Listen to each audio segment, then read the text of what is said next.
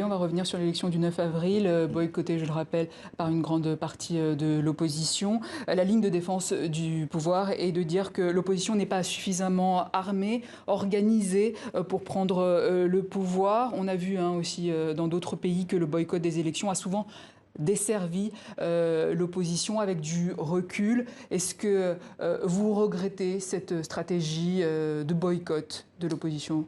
Ceci est un vieux discours du régime qui s'est assis sur le pouvoir par un coup de force et qui maintenant remet la responsabilité sur le dos des opposants djiboutiens. Malheureusement, ce n'est plus le cas. Cette élection d'avril 2021 est un non-événement pour les Djiboutiens, parce que cela ne change rien du quotidien des Djiboutiens. Nous, en tant qu'opposants, en tant que démocrates, nous avons tourné cette page-là d'élection ni de participation à tout processus électoral. Alors concrètement, vous avez signé la charte pour une transition démocratique avec 3 autres partis politiques, le mouvement armé FRUD et une douzaine d'activistes. Quel est l'objectif de cette charte?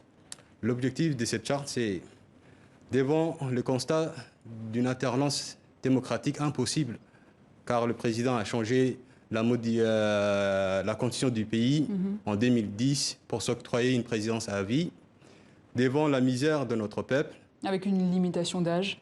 Cela ne le concerne pas. Il va bientôt le changer, comme Ben Ali, parce qu'il copie toujours le système Ben Ali. Il va bientôt changer, parce qu'il est venu par un coup de force au pouvoir en 1999, et il va le quitter par un coup de force.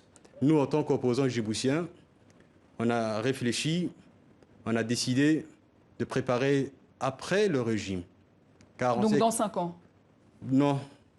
Cela peut prendre 2 ans, cela peut prendre 1 an. C'est-à-dire, vous allez faire partir le président Guelleh?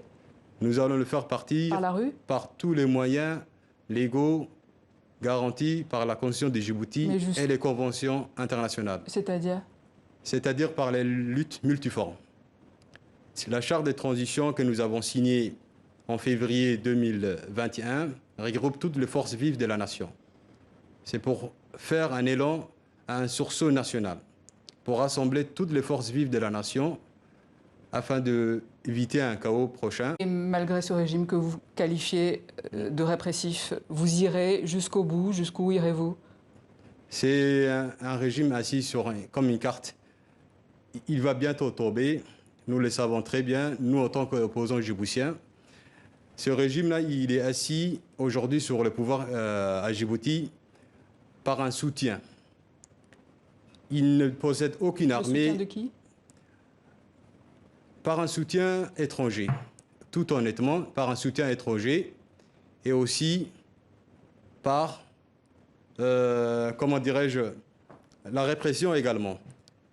Parce que ce régime d'Ismaïl Omar Guelleh, il est là depuis 1999, après avoir été le pouvoir d'Hassane Goulet Abtidoune, le premier président. Alors justement, par rapport à ces pouvoirs étrangers que